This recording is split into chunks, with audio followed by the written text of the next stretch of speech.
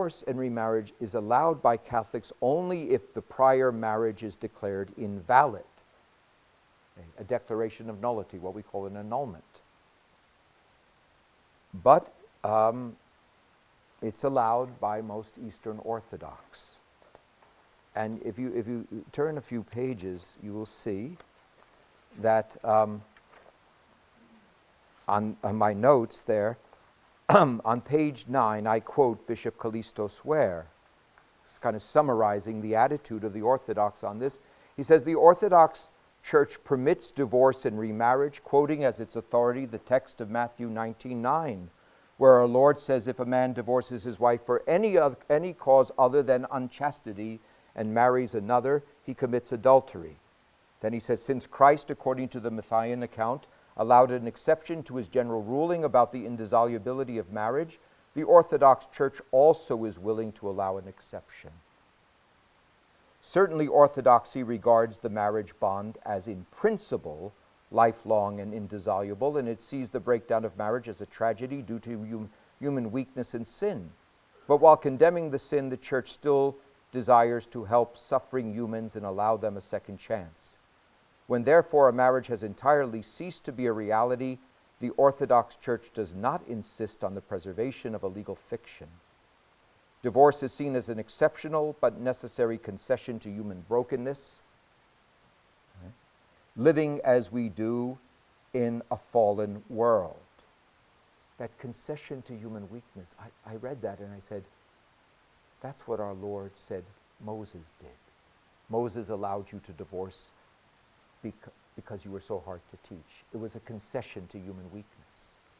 Moses, our Lord is implying Moses didn't want divorce, but because the people couldn't accept it, he allowed it. And he said, yet assisting men and women to rise again after a fall, the Orthodox Church knows that a second alliance can never be the same as the first. And so in the service for a second marriage, several of the joyful ceremonies are omitted and replaced by penitential prayers. In practice, this second marriage service is scarcely ever used. Orthodox canon law, while permitting a second or even a third marriage, absolutely forbids a fourth. In theory, the canons only permit divorce in cases of adultery, but in practice it is granted for other reasons as well. Well,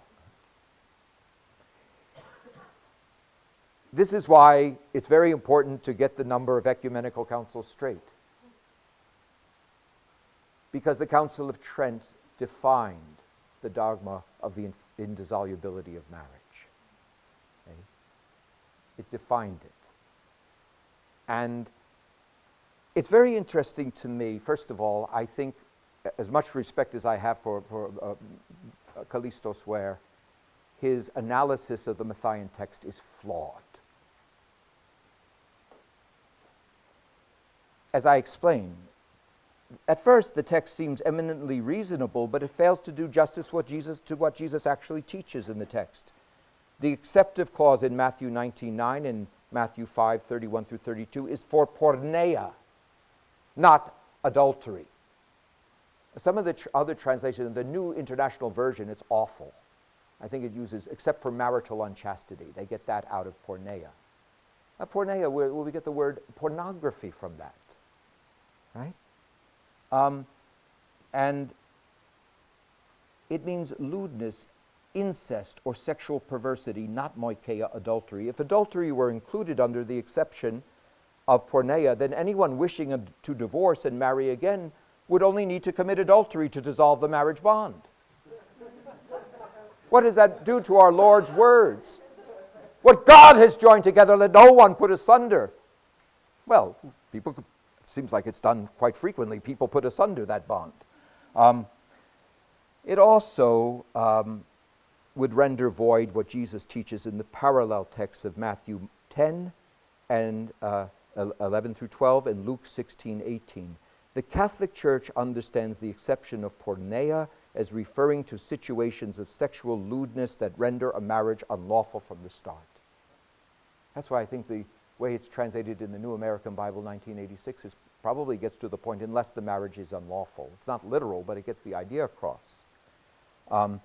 The sexual lewdness here might pertain to cases of incest or consanguinity, or porneia might simply refer to fornication.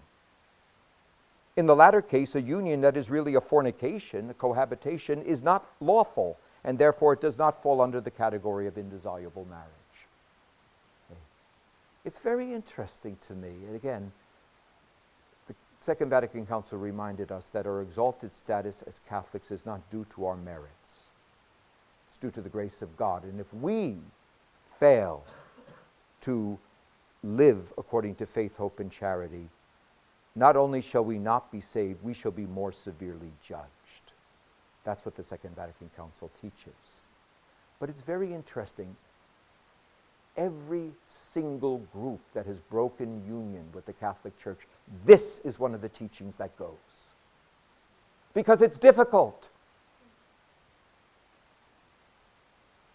But our Lord taught that what God has joined together, let no one put asunder. And he acknowledged that it was difficult. Okay.